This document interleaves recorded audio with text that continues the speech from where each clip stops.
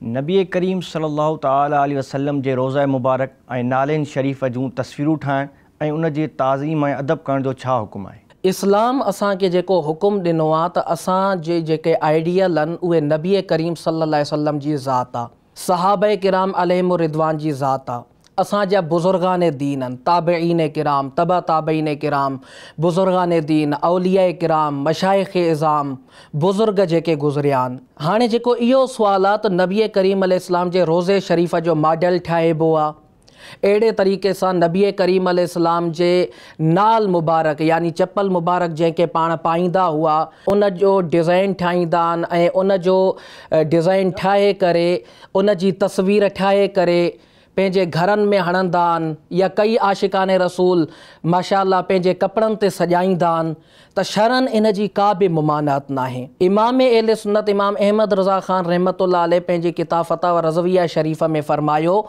त कई बुज़ुर्गान दीन मुस्तक़िल नाल शरीफ़ नबी करीम अलैहिस्सलाम जे नालेन शरीफ़ ते किताब लिखिया, उन जूं बरकतूं बयानु कयूं, जीअं हज़रत शेख अबुल यमन इब्न असाकिर रहमतुल्लाह अलैह, हज़रत शेख इब्राहिम रहमतुल्लाह अलैह ऐं खोड़ ॿिया सारा बुज़ुर्ग उन्हनि इन मौज़ू ते बाक़ाइदा किताब लिखिया त अगर को हुस्न अक़ीदत में मुहब्बत में नबी करीम अलैहिस्सलाम जे रोज़े मुबारक जी तस्वीर तो ठाहे, नालेन शरीफ़ जी तस्वीर तो ठाहे त इन में को मसलो नाहे।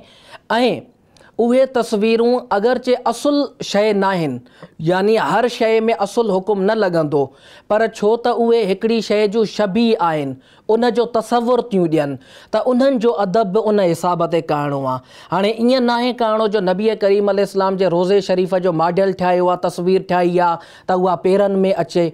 पोइ जॾहिं उन शइ खे तव्हां ठाहियो आहे त पोइ उन जे अदब जो एहतमाम बि करिणो आहे।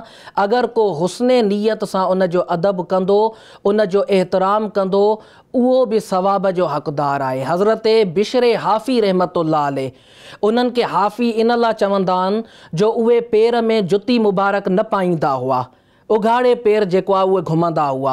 उन्हनि जो वाक़ियो इहो थो अचे, मां मुख़्तसरन थो ॿुधायां त उहे पहिरियों शराब जा आदी हुआ। हिकु दफ़ो उन्हनि हिकिड़ी मुक़द्दस तहरीर बिस्मिल्लाहिर रहमानिर रहीम जो अदब कयो, उन तहरीर जे अदब जे सदक़े उहे वक़्त जा वली थी विया। सो रोज़े शरीफ़ जी तस्वीर बिल्कुलु ठाहिजे, नालेन शरीफ़ जी तस्वीर ठाहिजे, हस्बे तौफ़ीक़ पंहिंजे कपिड़नि ते उनखे सजाइजे, इन में को मसलो नाहे, पर शरीयत जे दायरे में रही ऐं उन जे अदब जो पिणु पोइ ख़्यालु रखिणो आहे। इन जो अदब कीअं बि करिणो आहे।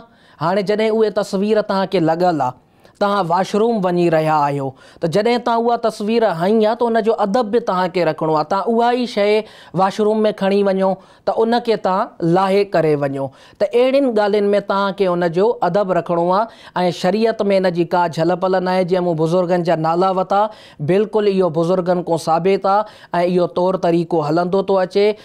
माण्हू जी नियत सुठी हुजणु घुरिजे। इन्नमल आमालु बिन्नियात, अमल जो दारोमदार नियत ते हूंदो आहे। नियत साफ़ हूंदी, अल्लाह तबारक व तआला उन मुताबिक़ सवाब अता फरमाईंदो इंशाअल्लाह। Social media Sindhi Dawat Islami platforms के लाइक्स फॉलो शेयर कयो, सब्सक्राइब कयो।